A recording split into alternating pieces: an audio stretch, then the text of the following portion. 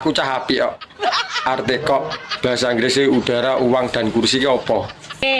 Tak jawab ya. Iya no, enak pertanyaan yo kudu dijawab.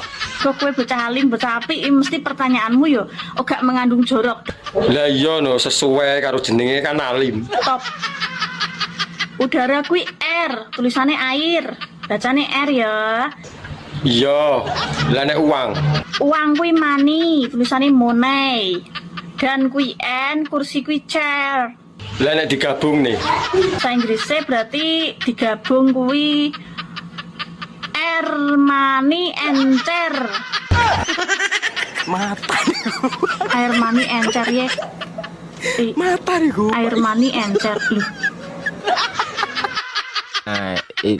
Jenenge Ini alim tapi sama-sama aku English Dictionary 18++ ta.